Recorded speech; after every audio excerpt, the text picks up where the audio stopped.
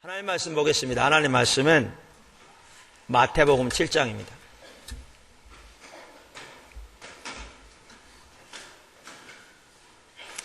지난주에 우리 김병철 형제님 이사 가는데 270만 원 정도가 이사 비용이 부족한 것 같아요. 그래서 교회에서 이렇게 또 하나님께서 마음 주신 대로 이렇게 또 섬기고자 하는 마음이 있으면 헌금하시라고 말씀드렸습니다. 저한테 개인적으로 가져오신 분들도 계시고요. 교회를 통해서 하신 분도 계셔서 제가 측계는 안 해봤지만 지금까지 한 70만 원 정도 모아진 것 같고요. 오늘까지 이렇게 여러분들이 해주시면 오늘 중으로 이렇게 전달하고요. 그 다음 혹시 모자라면 교회 구제헌금에서 우리 구제위원회 기도해서 하나님이 또 허락하시면 나머지라도 채워서 같이 이렇게 동참했으면 좋겠다, 그런 마음이 있습니다. 그래서 여러분 이렇게 같이 조금이라도 섬기기 원하시는 분들은 그렇게 해주시면 감사하겠습니다. 하나님 말씀은 마태복음 7장 1절에서 5절입니다. 비판을 받지 아니하려거든 비판하지 말라. 너희의 비판하는 그 비판으로 너희가 비판을 받을 것이요, 너희 헤아리는 그 헤아림으로 너희가 헤아림을 받을 것이니라. 어찌하여 형제의 눈 속에 있는 티는 보고 내 눈 속에 있는 들보는 깨닫지 못하느냐. 보라, 내 눈 속에 들보가 있는데 어찌하여 형제에게 말하기를 나로 내 눈 속에 있는 티를 빼게 하라 하겠느냐. 외식하는 자여, 먼저 내 눈 속에서 들보를 빼어라. 그 후에야 밝히 보고 형제의 눈 속에서 티를 빼리라. 아멘. 우리가 그 마태복음 5장에서 7장 사이에 나오는 하나님 나라 백성의 삶 혹은 하나님 나라의 말씀에 대해서 살펴보고 있습니다. 네, 말씀과 삶은 사실 같이 가거든요. 성경에는 말씀은 삶을 살기 위한 기준이니까요. 그러면서 5장에서는 하나님 나라의 기준에 대해서 예수님께서 말씀하셨습니다. 그리고 5장을 마칠 때 하늘에 계신 너희 아버지의 온전하심과 같이 너희도 온전하라는 말로 이 기준에 대해서 마무리하시죠. 6장에서는 하나님 나라 백성이 동참해야 할 의의 행실에 대해서 말씀하셨습니다. 그러니까 하나님의 행하심을 보고 동참하는 방법이 의의 행실인데 그 중에 대표적인 4가지를 성경에 기록하고 있죠. 구제, 헌금, 기도, 금식. 그러면서 6장은 어떻게 마치느냐 하면 너희는 먼저 그의 나라와 그의 의를 구하라, 이렇게 마칩니다. 왜냐하면 이 의의 행실의 삶은 하나님 나라와 의를 구하는 삶이 먼저 돼야 가능할 것이니까요. 그리고 생활의 염려는 주님이 우리를 아시기 때문에 우리의 필요를 채우실 것이다 라는 말로 마칩니다. 왜냐하면 우리가 의의 행실의 삶을 사는데 방해되는 주요 요소가 생활의 염려일 것이기 때문에 그렇죠. 자, 그러면서 이렇게 7장에 오면 이제 5장에 말씀하시는 의의 행실, 하나님의 기준, 그리고 6장에 말씀하신 의의 행실, 이것을 실제로 삶에서 실천하는 것이 우리 신앙이다, 이렇게 말한 게 7장입니다. 그래서 거기에 보시면 기도에 대해서도 나오죠. 아래 보시면. 근데 여기 7장에 나오는 기도와 6장에 나오는 기도는 다릅니다. 6장에 나오는 기도는 의의 행실로의 기도입니다. 우리가 살펴본 것처럼 중보기도고요.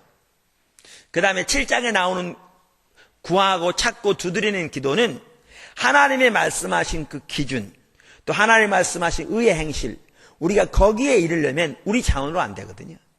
하나님의 은혜 없이 가능하지 않습니다.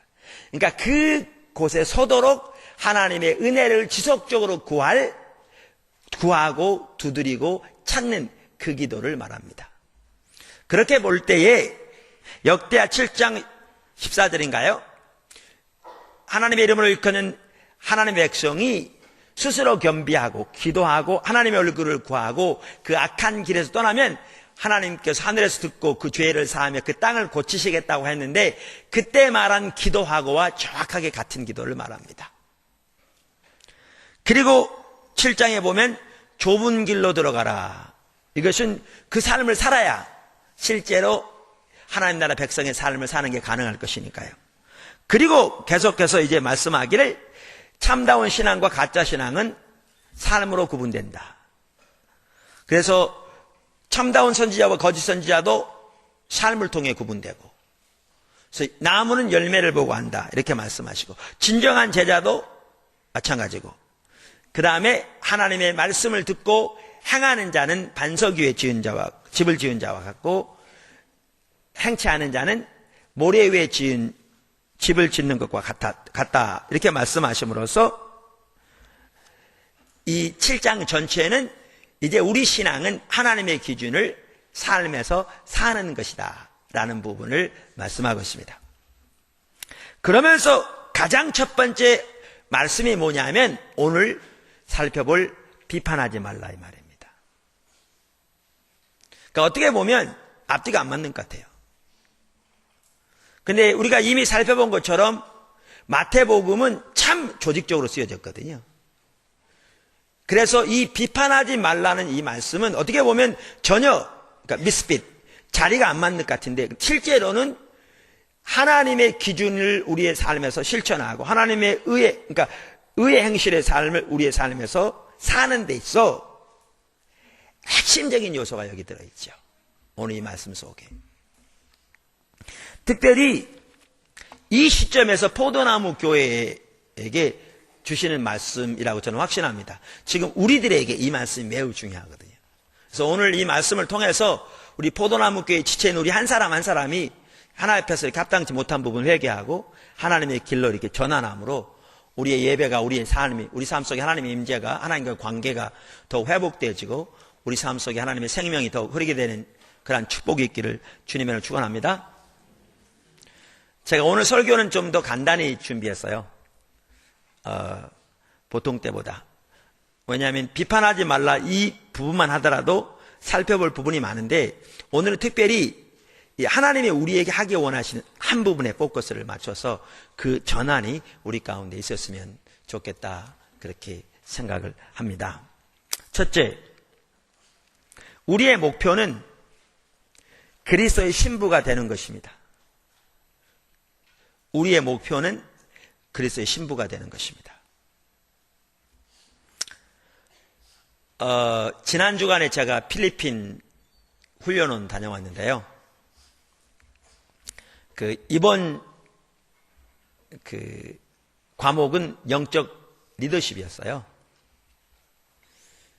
근데 헨리 블랙가비 목사님이 쓴 영적 리더십이라는 책에 보면 그분은 영적 리더들이 가져야 할 목표에 대해서 가치 없는 목표와 가치 있는 목표 두 가지를 이렇게 나눕니다. 그래서 가치 없는 목표를 세 가지를 말하는데 그게 뭐냐? 하나는 결과지향주의, 또 하나는 완벽주의, 또 하나는 더 크게, 더 빨리, 더 많이. 그러니까 우리는 개인적으로건 교회적으로건 세상에서 더 많은 것들을 더 빨리 이루는 것을 훌륭한 리더라고 생각하는 경향이 많다고요. 그러니까 교회의 목표만 하더라도 오늘날 적지 않은 교회가 숫자로 된 목표를 가지고 있습니다. 2010년까지 2,000명 예배자 달성, 200개 구역 달성, 20명 선교사 파송, 이런 식으로. 또 사업하는 사람들은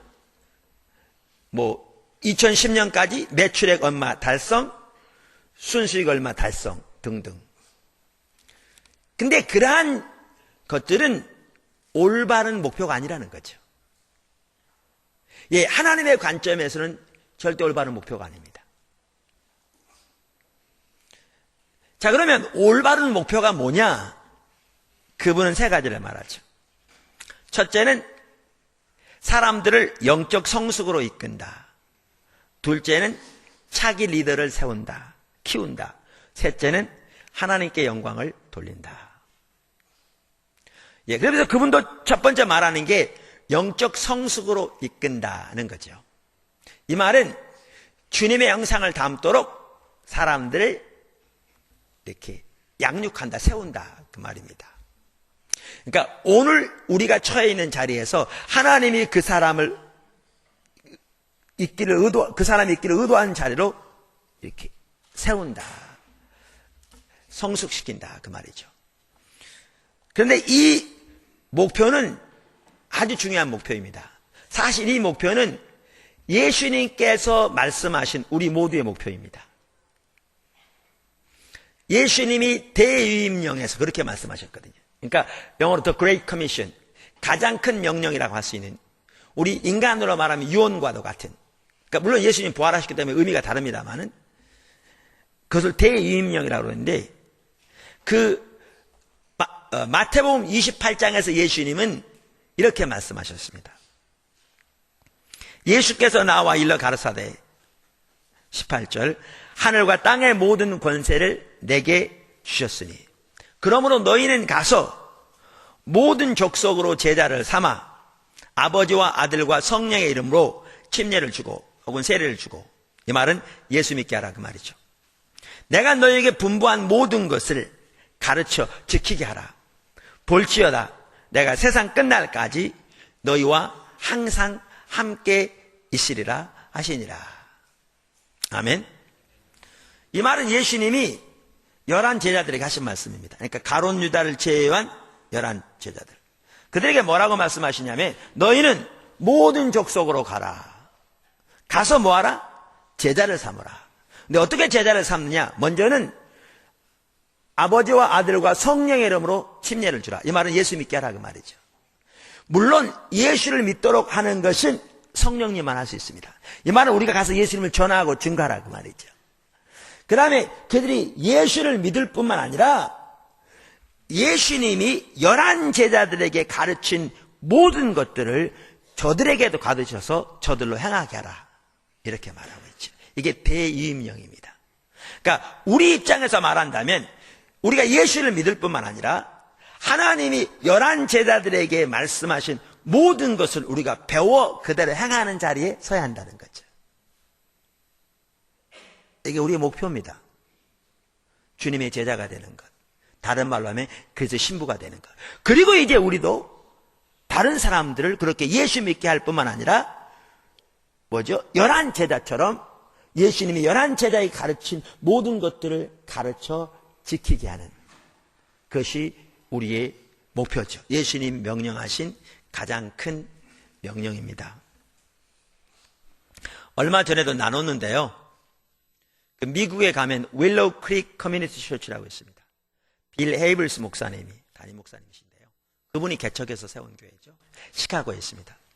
얼마 전까지만 해도 그 교회는 미국에서 가장 큰 교회였습니다. 지금은 더 큰 교회가 몇 개 생겼죠. 미국에서 가장 영향력 있는 교회 중에 하나를 꼽으면 항상 그 교회가 뽑힙니다. 빌 클린턴 대통령 시절에 8년 동안 그 빌 클린턴 대통령을 일주일에 한 번씩 성경 공부시킨 분이 그 빌 헤이블스 목사님입니다.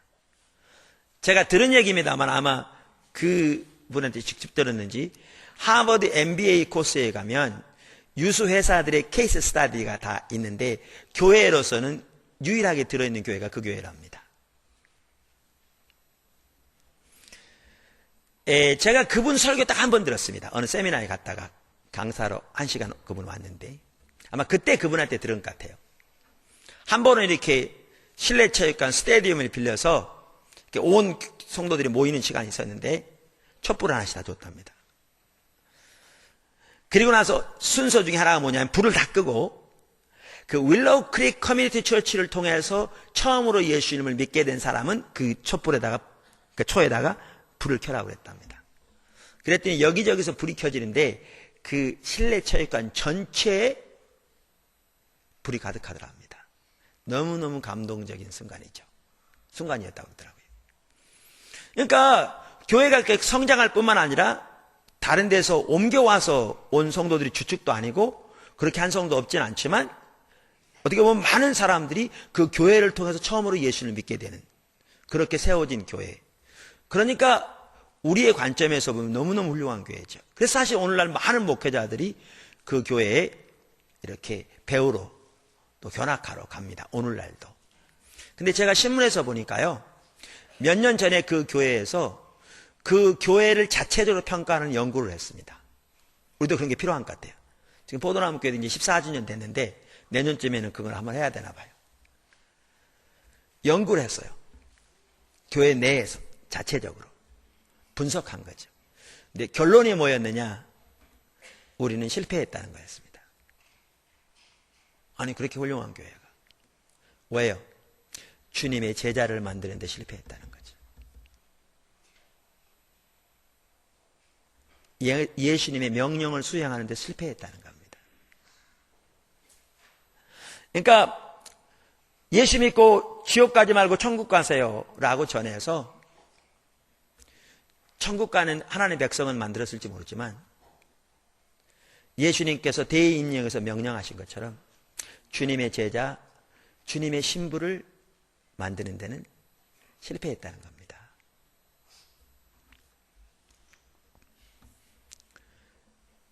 포도나무 교회 목사로서 저의 목표는 또 그리고 교회로서 우리의 목표는 그리스도 신부가 되는 것입니다.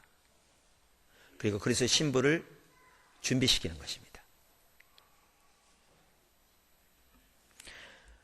제가 1991년 이렇게 하반기부터 하나님이 저를 바꿔가기 시작하셨거든요. 근본적으로 방향을 전환하게 하시고 하나님 얼굴을 구하는 삶을 구하게 하시고. 근데 그렇게 하나님만이 유일한 목적과 목표되는 사람으로 전환되어지면 교회가 오히려 잘 성장해야 할 텐데 교회에 큰 시험이 들어가지고 그 당시에 그렇지 않은 작은 교회 반쪽이 그냥 교회를 떠나더라고요.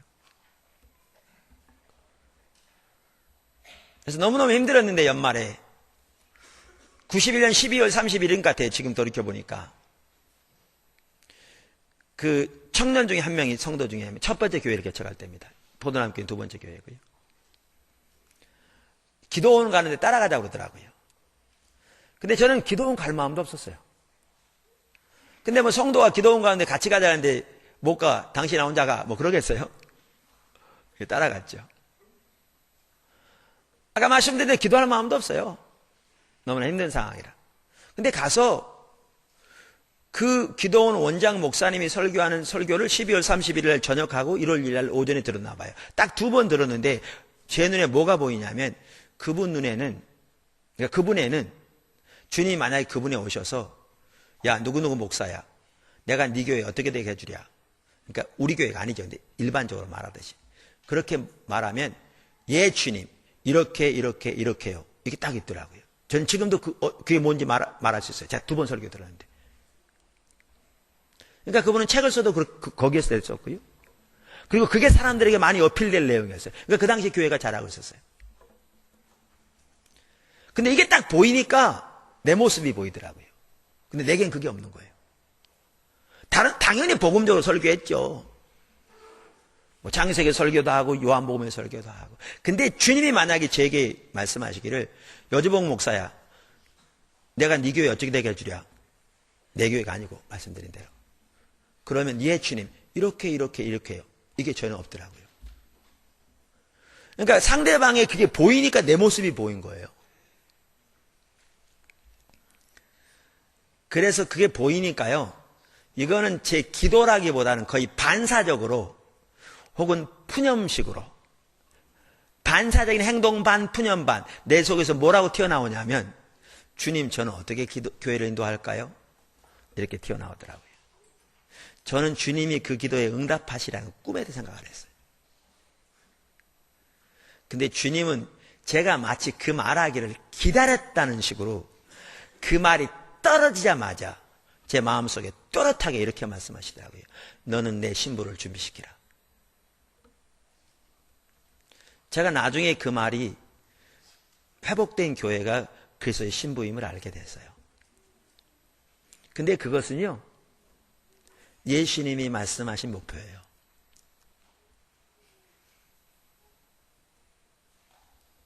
예수님이 말씀하신 목표. 그러므로 우리는 이러면 포도나무 교회 목사로서 담임 목사로서 저뿐만 아니라 지체인 여러분, 교회의 목표일 뿐만 아니라 우리 개인의 삶의 목표가 각자 뭐가 돼야 되느냐? 우리가 그리스도의 신부가 되는 것이 돼야 합니다. 그리고 그리스도의 신부를 세우는 것이 되어야 합니다. 아멘. 목표가 뚜렷하면 이제 정리가 됩니다. 왜? 목표에 합하지 않은 것들은 내려놓을 수 있으니까. 그리고 목표에 합한 것들에 우리 삶을 드릴 수 있으니까. 여러분의 인생의 목표가, 교회의 목표가 그리스도의 신부가 되는 것임을 반드시 기억하십시오. 그리고 그리스도의 신부를 준비시키는 것임도 기억하십시오. 두 번째, 비판하지 않는 자세가 필수입니다.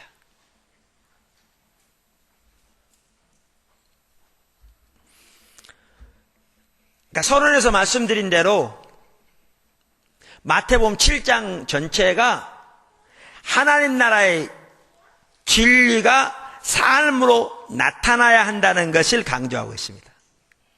그러면서 가장 먼저 오늘 이 본문을 예수님이 말씀하셨습니다. 왜 그러냐 하면 하나님 나라의 진리가 우리의 삶으로 나타나는 그것을 위해 가장 필수적인 요소 중에 하나가 뭐냐? 바로 비판하지 않는 자세이기 때문에 그렇습니다. 바꿔 말하면 비판하는 자세를 가지고 있으면 우리는 절대로 주님 따라갈 수 없습니다. 하나님 나라 백성의 삶을 살 수 없습니다. 그리스도의 신부가 될 수 없습니다. 그래서 신부를 준비시킬 수 없습니다.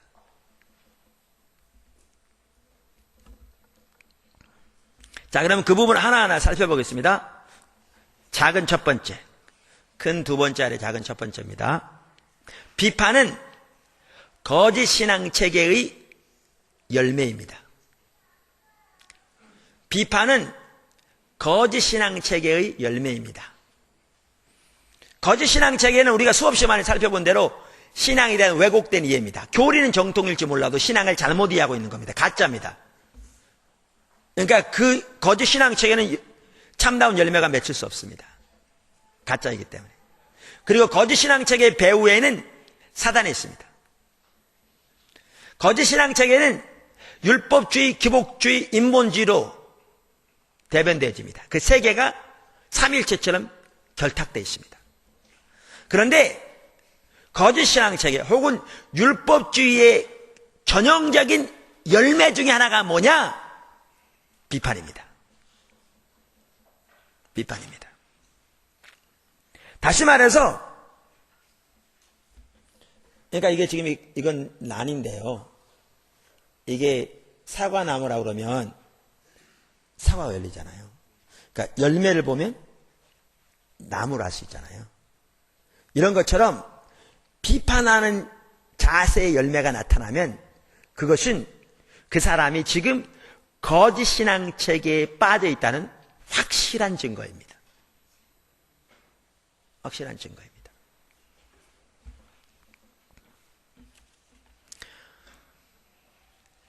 거짓 신앙 체계는 그것을 정의하는 방법이 여러 가지가 있는데요. 그것을 다음과 같이 네 가지로 말할 수 있습니다. 거짓 신앙 체계는 첫째, 의식이 본질을 대체해버린 것입니다. 둘째, 교리가 인격체를 대체해버린 것입니다. 셋째, 이론이 실제를 대체해버린 것입니다. 넷째, 열심히 사는 것을 대체해버린 겁니다. 우리가 이 부분은 과거에 살펴봤는데요. 여기 보니까 이렇게 방문한 분들도 들어있고, 또 인터넷을 통해서, 텔레비전을 통해서 이 설교를 듣는 분들이 있기 때문에 그분들을 위해서 제가 간단히 설명하겠습니다. 여러분, 오늘 예배 드리러 왔죠? 원래 예배라는 말은 이게 예배가 아닙니다. 예배는 이걸 통해서 우리가 하나님께 드리는 우리의 어떤 그 예배죠. 경배죠. 우리의 헌신이고. 근데 우리는 일반적으로 예배하면 이 의식을 예배라고 합니다. 그러니까 11시에 시작해서 2부 예배 같은 경우에 우리는 1시에 끝나는 1시까지 이런 절차와 순서가 있는 이 형식을 예배라고 그러는데 이것이 의식이죠. 의식. 근데 이 의식은 그 자체가 신앙의 핵심이 아닙니다. 본질이 아닙니다. 우리 신앙의 본질은 살아계신 인격체신 하나님 그분을 알고 그분을 존재를 다해 사랑하는 하나님과 친밀한 교제고 하나님의 행하심을 보고 우리의 온 삶으로 동참하는 그 하나님과 동행하는 삶입니다. 이게 본질이죠. 그럼 의식은 뭐냐? 이 삶을 위한 수단입니다. 근데 의식이 아무리 많아도 그 삶 속에 이 신앙의 본질이 없으면 이 모든 의식은 하나님 앞에 아무런 의미가 없습니다. 그래서 이사야 시대, 예레미야 시대, 그 다음에 예수님 시대 종교 지도자들의 삶을 보면 진짜 의식이 많았습니다. 그리고 그들은 성경대로 의식을 행했습니다. 예. 그러나 그 모든 의식들이 아무런 의미가 없었습니다. 왜? 그들의 삶이 신앙의 본질에 떠나 있었기 때문에요. 근데 그들은 자신들이 신앙생활을 잘한다고 생각했습니다. 그래서 하나님이 그들에게 소돔의 백성이 고모라의 백성이라고 말씀하시고 다가오는 심판에 대해 말씀하실 때 이해할 수 없었습니다. 왜? 그들처럼 철저하게 오늘날로 그러니까 그 당시 안식일을 철저히 지키고 11절 철저히 드리고 금식하고 기도 잘하는 사람들이 없었으니까요. 그럼 왜 그들이 하나님이 그렇게 말씀하셔도 몰랐느냐? 이해가 달라져 있었기 때문에. 어떻게 이해가 달라져 있었느냐? 그들은 의식이 본질을 대체해버린 거짓신앙체 가운데 빠져 있었습니다. 하나님의 관점에서는 의식이 중요하지만 본질을 위한 수단인데 그들은 의식 잘하는 그 자체가 신앙생활 잘하는 걸로 잘못 이해하고 있는 거죠.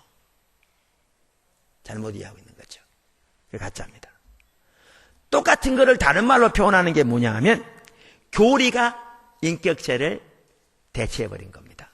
여러분 의식 중요합니다. 안 중요하다는 얘기 안 해요. 제 설교를 잘못하고 어떤 분은 의식이 안 중요하다는 안 해요. 의식이 중요해요. 근데 그 자체가 목적이 아니라는 거죠. 교리요? 중요합니다. 올바른 교리 아무리 강조해도 지나치지 않을 만큼 중요합니다. 근데 문제는 교리 자체가 목적이 아닙니다. 교리는 이 성경에 말하는 인격체신 하나님과의 살아있는 관계를 위한 수단입니다. 수단입니다. 그러면 거짓신앙체계는 뭐냐? 교리가 인격체를 대체해버린 겁니다.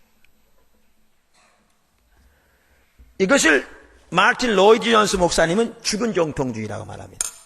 그분은 올바른 교리를 컵에 비유하고요.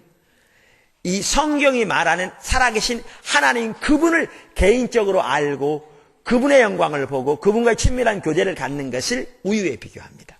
그래서 컵도 중요하지만 우유를 위한 수단인데 컵은 아무리 좋을지 몰라도 그 진정으로 필요한 그 하나님을 아는 지식, 하나님과 올바른 관계가 있지 않으면 그것은 빈 컵과 같다. 그거를 죽은 정통주의라고 합니다. 그러면서 그분은 죽은 정통주의는 이단 못지않게 역사상 가장 나쁜 것이다. 이단은 교리가 잘못된 겁니다. 근데 제가 말한 율법주의, 로이드 존스 목사님이 말한 죽은 정통주의는 교리는 옳은데 신앙에 대한 이해가 잘못된 겁니다. 그것 또한 이단 못지않게 나쁜 겁니다. 왜? 가짜기 때문에. 어떻게 가짜인가? 교리가 인격체를 대체해버린 것입니다. 대체해버린 것입니다. 또 거짓신앙체를 어떻게 설명할 수 있는가? 이론이 실제를 대체해버린 겁니다. 다 똑같은 겁니다. 제가 다양하게 설명하고 있을 따름입니다. 이론 중요하다니까요. 말씀드린 대로. 그것은 실제를 위한 수단입니다. 우리 신앙은 실제입니다. 그러니까 실제라는 말은 두 가지 면에서 중요합니다. 뭐냐? 실제는 성경에서 말하는 그 삶을 실제로 사는 거죠. 또 하나 실제는 뭘 의미하냐면 성경이 말하는 하나님의 실제를 우리의 삶 속에 경험하는 겁니다. 그러니까 보세요. 하나님은 우리의 기도를 응답하시는 분이십니다. 이것은 이론적인 성경적인 지식이죠. 당연히 중요합니다. 그러나 그것은 우리의 삶에서 실제로 우리의 기도를 응답하시는 하나님을 경험하기 위한 수단입니다.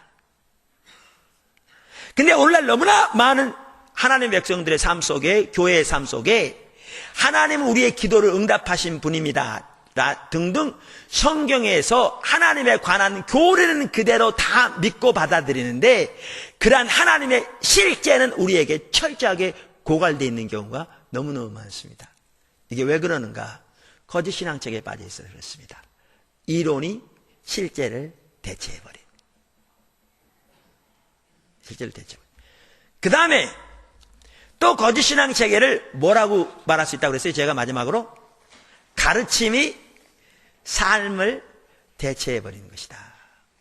우리는 당연히 하나님의 말씀을 배우고 가르쳐야 합니다.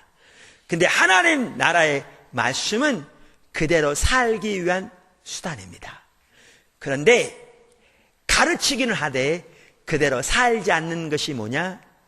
그게 거짓 신앙 체계입니다. 가르침이 삶을 대체해버린 것. 제가 네 가지로 표현했는데요. 이 모든 면에서 바리새인들이 대표적인 사람들이었습니다.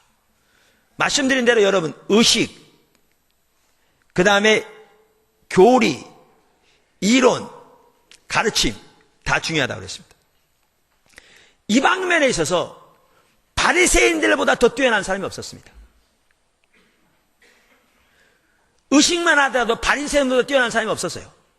그래서 예수님께서 마태복음 5장에서 너희의 의가 바리새인의 의보다 낫지 않으면 천국에 들어가지 못한다고 할 때에 지금 그걸 말하는 게 아닙니다.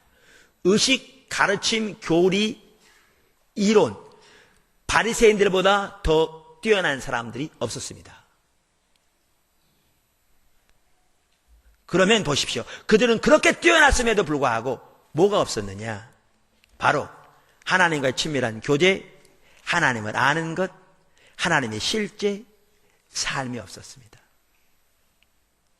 철저하게 거짓 신앙책에 빠져 있었습니다. 그러니까 살만 하더라도 마태복음 23장 2절과 3절에서 예수님께서 말씀하시기를 바리새인 제자들이 가신 말씀입니다. 바리새인과 서기관들이 모세의 자리에 앉았으니 너희는 그들이 말하는 말을 반드시 지키고 행하되 그들의 행위는 본받지 말라. 그러시면서 저들은 말만 하고 행치 아니하며 이렇게 말씀하셨습니다.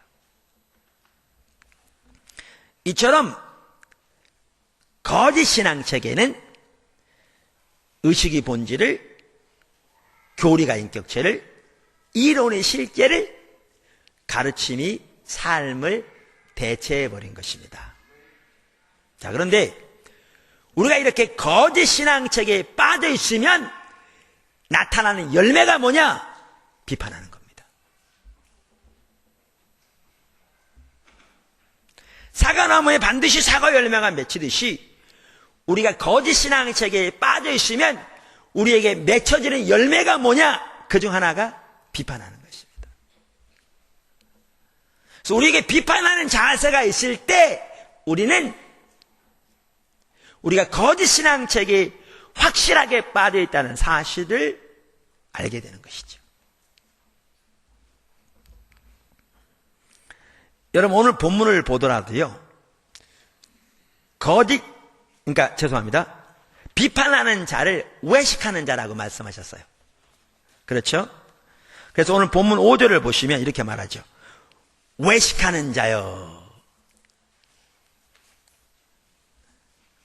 그런데 여러분, 제가 십자가 복음 책에서도 썼습니다마는 외식은 율법주의의 전형적인 또 하나의 특징입니다. 그러니까 마태복음 23장 한 장만 하더라도요. 한 장만 하더라도 예수님께서 그 당시 거짓 신앙책에 빠져있는 바리새인들에게 말씀하시면서 화 있을진저 외식하는 서기관들과 바리새인들이여 라는 말을 무려 7번이나 하셨습니다. 한 장에만. 13절, 15절, 23절, 25절, 27절, 28절, 29절. 여러분, 유대인들에게 7이라는 숫자는 완전수입니다. 이 말은 거짓 신앙책에 빠져 있으면 완전하게 나타나는 열매가, 확실하게 나타나는 열매가 외식이며, 외식과 반드시 같이 가는 게 뭐냐? 비판하는 자세입니다. 비판하는 자세입니다. 또한 비판하는 자세를 가지고 있다는 것은 영적으로 눈이 먼 것을 의미합니다. 그래서 오늘 읽은 3절과 5절만 보더라도 이렇게 말하죠. 어찌하여 형제 눈 속에 있는 티는 보고 내 눈 속에 있는 들보는 깨닫지 못하느냐. 보지 못하는 거죠. 5절 외식하는 자여 먼저 내 눈 속에서 들보를 빼어라. 그 후에야 밝히 보고 형제의 눈 속에서 티를 빼리라. 못 본다는 거죠. 근데 여러분, 이게 무섭습니다. 본인은 잘 본다고 생각할 수 있습니다. 얼만큼? 상대방의 눈 속에 있는 티끌만큼도 볼 만큼 잘 본다고 생각할 수 있어요. 바리새인들이 그렇습니다. 우리가 과거 여러 번 살펴본 대로 바리새인들은 자신들을 영적으로 어둠 가운데 있는 자들을 위한 빛이라고 생각했고요. 영적으로 소경된 자들을 위한 인도자라고 생각했고요. 영적으로 어리석고 어린 자들을 위한 랍비, 오늘날로 말하면 교수라고 자부했습니다. 그러니까 자기들처럼 더 잘 본 사람이 없다고 자신했습니다. 그런데 예수님은 그들에게 여러 차례에 걸쳐서 소경된 인도자여, 소경된 인도자여, 소경된 인도자여. 너희가 보기는 보아도 보지 못하고 듣기는 들어도 듣지 못한다고 말씀하심으로써 그들의 영적인 눈이 어두워져 있음을 말씀하셨습니다. 거짓 신앙책에 빠지면 영적으로 눈이 어둡게 됩니다. 그러면 보십시오. 왜 본인은 잘 본다고 생각하는데 비판하는 자는 왜 못 보게 되는가? 여러분, 성경을 보시면 알지만 그들은 진짜 보아야 할 걸 못 봅니다. 뭘 못 보죠? 자기를 못 봅니다.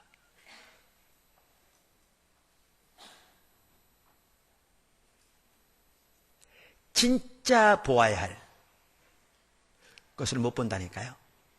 그게 뭐냐면 자기를 못 봐요.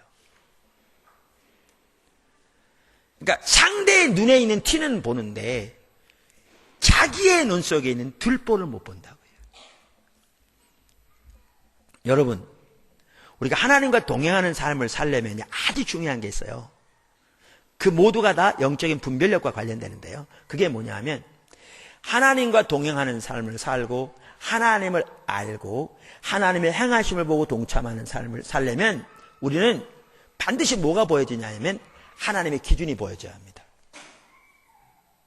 하나님의 길이 보여져야 합니다. 그러니까 하나님의 길과 기준이 비춰질 때 우리는 그 앞에 비춰진 자신의 모습이 보입니다. 여러분, 하나님께서 은혜 주셔서 우리의 마음눈을 밝혀주심으로 하나님의 영광과 하나님의 기준을 보게 하시고 그 앞에 비춰진 자신의 모습이 안 보이면요, 진정한 회개가 가능하지 않습니다. 안 됩니다. 이 하나님의 기준 앞에 비춰진 자신의 모습이 보여져야 내가 얼마나 하나님을 떠난 게 보이고요. 또 하나님께 돌아가는 길이 뭔가도 보이고요. 어떻게 하나님께 돌아가야 할 게 보이고요. 자기가 지금 어떠한 상태에 있는 게 보여집니다. 그래야 애통함으로 주님의 은혜를 구하면서 삶을 조정하여 하나님이 기뻐하신 자리에 서게 되지요. 그래야 우리가 어떻게 되느냐? 회복됩니다. 근데 비판하는 자는 거짓 신앙책에 빠져있기 때문에 상대방의 눈에 있는 티끌은 볼지 몰라도 자기 모습이 안 보입니다. 자기의 모습이 안 보여요.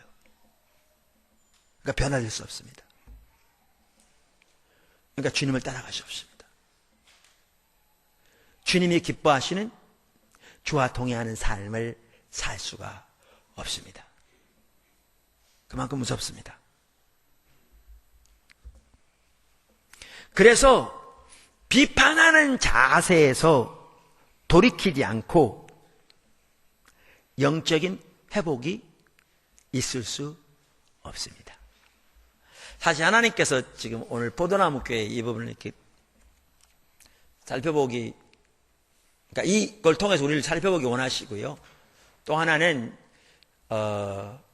특별히 이 시점에서 이렇게 여기에 포커스를 맞춰서 오늘 이렇게 설교를 하라고 하시는 데에는 제가 여러분과 개인적으로 많이 얘기도 좀 나누고 그래야 되는데 그렇게 못해서 너무나 죄송하고요, 목사로서.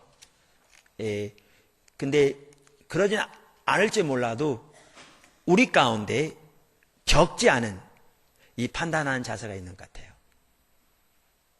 그리고 이게 오늘 얼마나 하나님 앞에서 내가 하나님을 떠나 있는 증거인가를 우리가 깨닫고 오늘 회개하고 돌이키며 이제 살펴볼 올바른 자세로 우리가 돌이켜야 여러분이 영적으로 회복될 거고 우리의 예배가 회복될 거고 교회가 더욱더 하나님 앞에서 자라날 것이기 때문에요.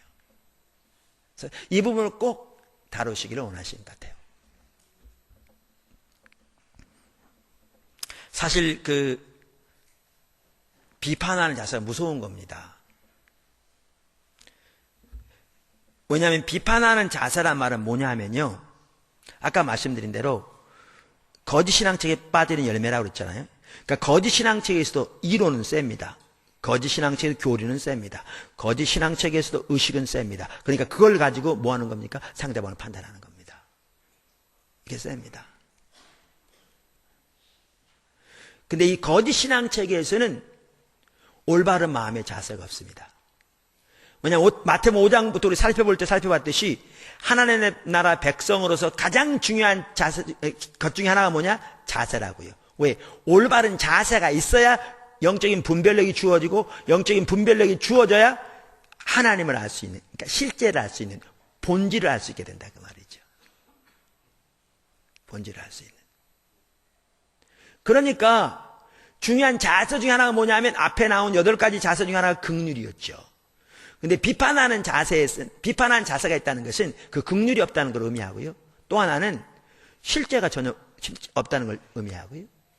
이론만 가득하다는 걸 의미하죠. 그러니까 비판이 나오는 거죠. 근데 이게 왜 무서운가? 오늘 본문에도 비판하지 말라 그러면서 너희가 비판하는 그 비판으로 다시 헤아림을 받을 거라 그랬잖아요. 그 말은 우리가 비판하는 그 비판으로 하나님이 우리를 판단하실 거라 그 말이에요. 그러면서 야고보서에 보면 2장 13절에 긍휼을 행하지 아니하는 자에게는 긍휼 없는 심판이 있으리라. 긍휼은 심판을 이기고 자랑하느니라 그랬잖아요. 사실 우리의 판단은 옳지 않습니다. 왜? 우리는 겉모습만 보기 때문에 절대로 올바로 판단 못합니다. 근데 옳지 않음에도 불구하고 우리가 그걸 가지고 판단하되 설령 예를 들어서 우리의 판단이 100% 옳다 할지라도 우리가 긍휼 없이 공의만 가지고 판단하여 비판하면 하나님이 우리를 판단하실 때 긍휼 없이 공의만 가지고 판단하실 거라 그 말이에요. 똑같이. 그러면 저와 여러분 중에 하나님이 긍휼 없이 공의만 가지고 판단하신다면 누가 남아있겠습니까? 그만큼 비판은 무섭습니다. 그래서 야고보서에서도 4장 8절에 이하에 하나님을 가까이 하라. 그리하면 너희를 가까이 하시리라. 이렇게 하나님을 가까이 하라고 말하면서 10절에 보면 뭐라고 말하는가? 주 앞에서 낮추라. 그리하면 주께서 너희를 높이시리라. 형제들아 피차에 비방하지 말라. 형제를 비방하는 자나 판단하는 자는 율법을 비방하고 율법을 판단하는 것이라. 내가 만일 율법을 판단하면 율법의 준행자가 아니요 재판자로다. 입법자와 재판자는 오직 하나의 신이 능히 구원하기도 하시며 멸하기도 하시느니라. 너는 누구간데 이웃을 판단하느냐. 이렇게 말함으로써 주님을 찾으려면 반드시 판단하는 자세가 버려져야 할 것을 말씀하고 있습니다. 끝으로 세 번째, 그럼 우리는 어떻게 해야 되겠는가? 어떻게 해야 되겠는가? 사실 이게 우리에게 너무 중요한 자세인데요. 아까 제가 시작할 때 뭘 말씀드렸죠? 우리의 목표에 대해서 말씀드렸어요. 그러면 세 번째는 뭐냐 하면 나 혼자라도 가리라. 그 자세로 우리 각자가 조합해 서야 합니다. 나 혼자라도 가리라. 제가요, 주님을 찾고 구하고 주님을 간절히 이렇게 추구하는 삶을 살고 있으면 여러분의 문제가 안 보여요. 근데 제가 주님을 찾는 걸 소홀히 하면 여러분 문제가 보여요. 왜 저 양반은 지금도 저렇게 사나? 왜 저 양반은 주님 안 찾나? 왜 저 양반은 말을 저런 식으로 하나? 왜 저 양반은 저런 식으로 행동하나? 왜 저 양반은 저걸 안 하나? 왜 저 양반은 저렇게 하나? 저거 사람은 뭐예요? 내가 주님 안 찾으면, 내가 지금 거짓 신앙적에 빠졌으면 열매가 뭐냐면 판단하는 것으로 나와요. 금방. 근데 내가 주님을 간절히 찾으면 상대방은 똑같은 상황에 있어도 그게 안 보여요.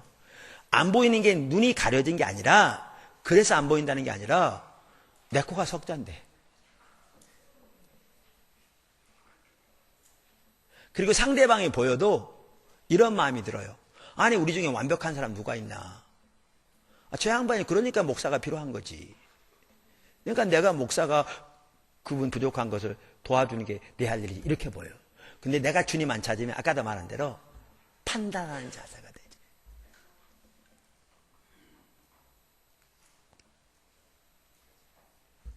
그래서 이렇게 해야 합니다. 아까 목표를 분명히 하면 정리가 된다고 그랬잖아요. 여러분, 포도나무 교회가 성장하는 거 귀한 거죠. 하나님의 일을 위해서. 그러나 우리 목표는 성장도 아닙니다. 교회는 계속 성장하고 있어요. 앞으로도 성장하겠죠. 그러나 숫자만 많이 모이되 우리가 그리스도의 제자가 되지 못한다면 우리는 무슨 의미가 있겠습니까?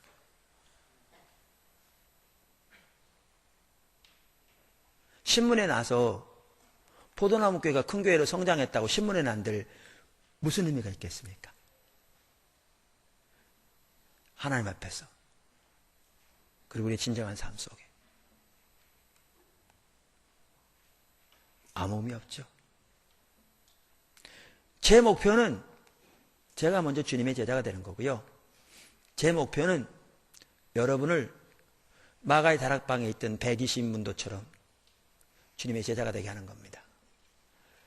예수님 시대에 그 수많은 기적과 그 놀라운 말씀을 듣고 한꺼번에 몇만 명이 모일 때도 있을 만큼 수십만 사람들이 주님을 쫓았지만 그들 중에 주님 안에 있는 보화를 발견하고 자기의 모든 것으로 보화를 사며 그렇게 주님을 따랐던 사람들은 120명 남았습니다.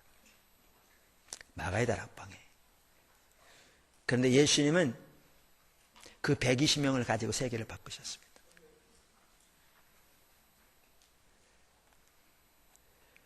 저의 목표는 제가 그러한 그리스도 신부가 되는 거고요. 제자가 되는 거고요. 저의 목표는 여러분이 그러한 제자가 되는 겁니다.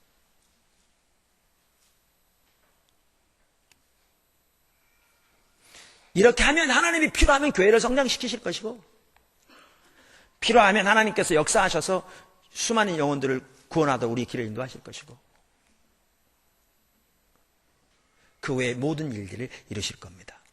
그럼 이게 목표라면 어떻게 나가야 되는가? 저부터 제자가 되게 따라가는 거죠. 나 한 사람이 가면 되지. 나만 가면 되는 거예요. 나만 가면 되는 거고요. 주님이 그렇게 주님의 제자들을 세우시기 위해서 주님이 말씀하신 대로 섬기면 되는 겁니다. 나머지는 그분이 하시죠. 그분의 일이니까요. 사람이 변하는 거예요? 제가 할 수 없어요. 주님이 그를 만드셔야죠. 사람들이 주의 일에 헌신하는 거예요? 제가 할 수 없습니다. 주님이 그들의 마음을 감동시키셔야죠. 하나님의 놀라운 역사가 우리 가운데 이루어지는 거예요? 더욱더 제가 할 수 없지. 그건 주님이 하셔야 돼요. 그럼 저는 뭐만 하면 되느냐? 제 자신이 주님의 제자가 되기 위해 나만 가면 되지. 나라도 가면 되지. 나 혼자라도 가면 되지. 그런 마음으로 가는 거고요. 그리고 주님께서 말씀하신 대로 그렇게 섬기고 각자는 주님께 맡기고 나만 주님 따라가면 됩니다. 그러면 교회는 주님이 인도해 가십니다. 우리 모든 지체들에게 지금 그 자세가 필요합니다. 그러기 위해서 그동안 했던 수많은 판단하는 말들, 판단하는 자세들 오늘 확실하게 회개하고 끊어야 될 줄로 믿습니다. 그리고 그 모든 건 내려놓고 나 혼자라도 가면 되지. 나만 가면 되지.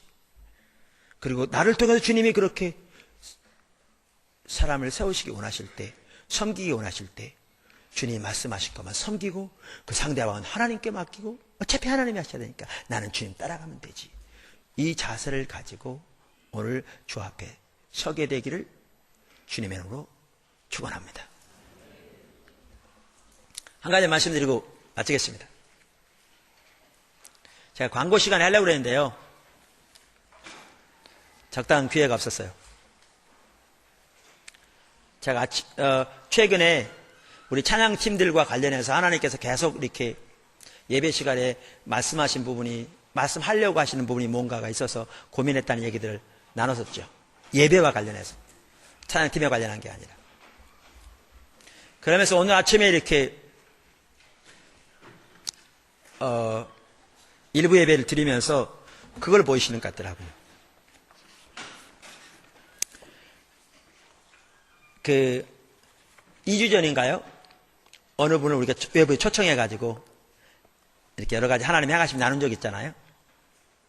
그때 그분이 이 포도나무교회 비전 출입, 우리 하나님 부르신 비전 목표 이걸 나누는 걸 본인도 교회 집에서 제 그 테이프 들으면서 이걸 보면서 밤새도 하나님께 놀라울 게 많으셨다 그러잖아요. 그러면서 교회 똑같이 적용하면서 귀한 일들이 일어나요.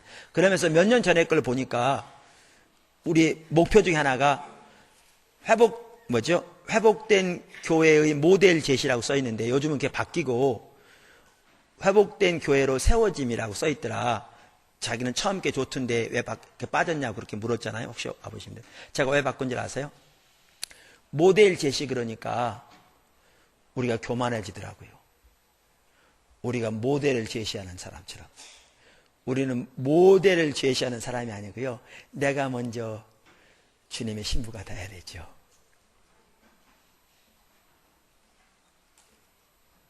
그리고 내가 주님 말씀하신 대로 다른 사람을 그렇게 세우는데 들여져야 되죠. 모델은 그분이 하세요. 근데 그러다 보니까 우리 리더들만 하더라도 하나님이 우리를 세우신 가장 핵심적인 부분들을 앞장서서 하면서 다른 사람을 그리고 인도해야 되잖아요. 그걸 앞장서서 안 하면 안 되는 거예요. 그 중에 하나가 뭐냐? 다윗의 장막이죠. 중보기도. 제가 어제 두 군데서 전화를 받았어요. 제가 많이 힘들어요. 요즘 기도가 많이 필요합니다. 육신적으로 많이 힘들고 영적으로도 힘들고 어떨 때는 이렇게 아주 부정적인 생각들이 자꾸 들어요. 그래서 힘드니까 그런 거죠. 그러니까 여러분 기도해달라고 투정하는 거예요. 목사가. 예, 제가 문제가 있는 거죠. 예, 그런데 그 하나님이 위로하시려고 그러시는지 두 군데서 전화가 왔어요. 설교는 끝났습니다 아까. 근데 광고 겸해서 그리고 기도 사역하려고 그러는데 하나는 미국에서 오고 하나는 우리나라 남쪽의 어느 지역에서 왔어요. 두 분 다 목사님이에요. 근데 두 분이 전화해가지고 하나님이 행하신 일을 나누는데요. 진짜 신나더라고요. 야, 진짜 주님 일하고 계시구나. 주님 말씀하신 그대로 주님의 뜻을 이루고 계시구나. 주의 사람들을 세우고 계시구나. 제가 시간 있으면 좀 자세히 얘기할 텐데 시간 없으니까 요약하겠습니다. 그러면서 어느 한 곳에서는 이렇게 성도들이 다윗상막에 참여하면서 그게 삶의 한 패턴이 되어버렸대요. 그러면서 그들의 삶이 바뀌어가는 거죠. 너무나 놀라웠게. 그래서 어떨 때는 그 교회, 그러니까 다윗상막 중보기도는 거기 나가고 주일날 교회에는 다른 데 나가는데 그분은 매우 인텔리한 사람이고요. 사람들 앞에서도 매우 이렇게 뭐라 그럴까? 체면이라는 건 중시적인 사람인데 아무리 참으려고 해도 오늘날의 교회 상황이 막 비춰지면 예배 시간에 부르짖음 같은 눈물이 여기서 탄식이 여기 나온대요. 참을 수가 없는. 그러니까 자기는 너무너무 당황스러운 거예요.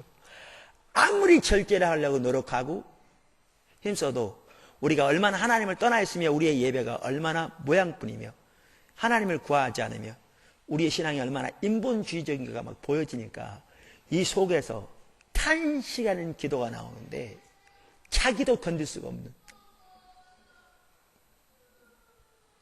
그 주변 사람들 오히려 이상하게 보는데도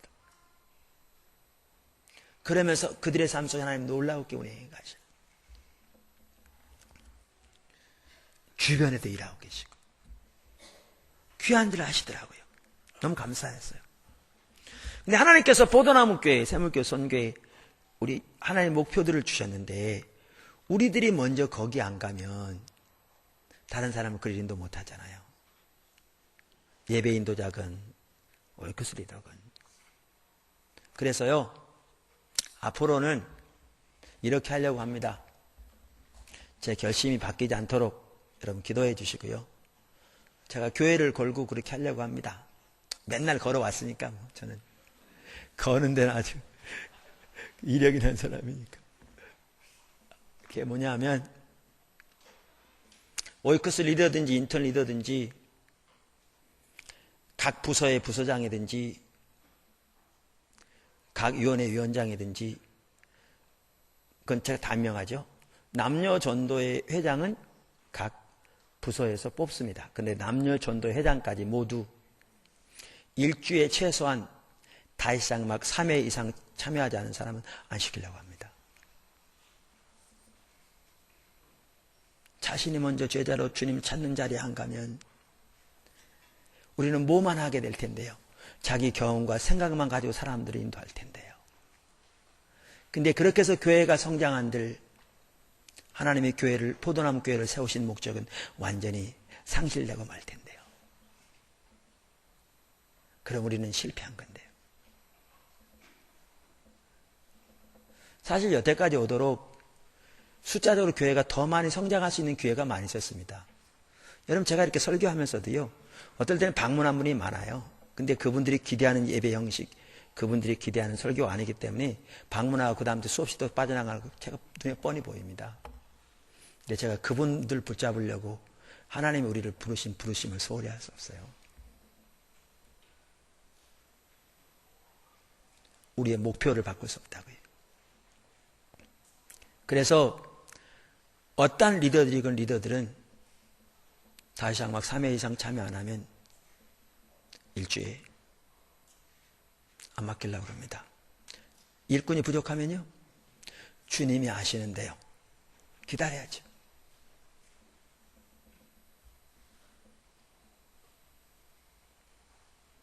예배 인도자가 없으면 우리끼리 그냥 예배 드리면 되죠. 우리의 마음의 자세가 훨씬 중요할 텐데요. 훌륭한 예배 인도자보다.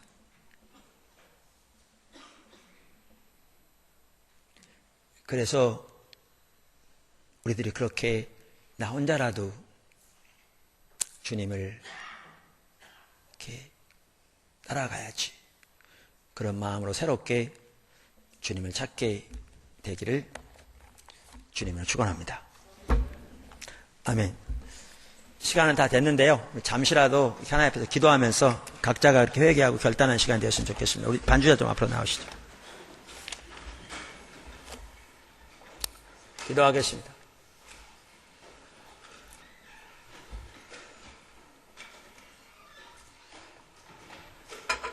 다 같이 눈을 감으시고요. 말씀대로 여러분이 이렇게 사람들을 비판하고 판단하는, 잠깐 눈을 뜨시죠. 이렇더라고요. 제가 보면 한 사람에게라도 비판하는 자세가 있으면 제가 잘못된 거예요. 근데 제 영적인 상태가 점점 안 좋아지면 어떻게 되냐면 한 사람뿐만 아니라 여러 사람에게 판단한 마음이 생겨. 왜 제 양반은 저러나? 왜 제 양반은 저러나? 막 이렇게 된 거예요. 그거는 진짜 심각한 거예요. 한 사람에게만 비판하는 자세가 있어도 잘못된 겁니다. 여러분 눈을 감고 주님 찾으면서 그런 게 보여지면 회개하십시오. 여러분이 거짓 신앙책에 빠져있는 확실한 증거라는 걸 깨닫고 철저하게 회개하고요. 그 죄를 회개하고요. 영향력 끊고요. 결단하시고요. 그리고 나 혼자라도 주님 따라가리라. 나만 가면 되지. 우리의 목표를 따라. 이렇게 결단하는 여러분 되시기 바랍니다. 아멘. 자, 기도하겠습니다. 성령님 이 시간 능력으로 오셔서 우리의 마음 눈을 밝혀주시옵소서. 주여, 우리에게 수많은 판단하는 말들과 눈들과 후욕과 정죄와 높아진 생각들, 긍휼이 없는 마음들 용서해 주시옵소서. 포도나무 교회가 오늘 그 부분을 근본적으로 회개하고 돌이킬 수 있도록 도와주셔서 그 죄의 영향력이 우리 개인의 삶과 교회의 삶에서 오늘 끊어지게 해주시고 예수의 보혈로 씻김을 받게 해주시고 사함을 받게 해주시고 우리 한 사람 한 사람이 나 혼자라도 주님 목표를 따라 그래서 신부로 살리라. 나 하나만이라도 가면 되지 라는 자세로 주님을 구하여 설 수 있도록 그렇게 천연할 수 있도록 은혜를 부어 주시옵소서. 성령님 이 시간 능력으로 한 사람 한 사람 위에 임하여 주시옵소서. 좀 반주해 주시고요. 각자 주님 찾으시면서 이렇게 회개하고 결단한 시간 되었으면 좋겠습니다. 모두가 그렇게 했으면 좋겠습니다.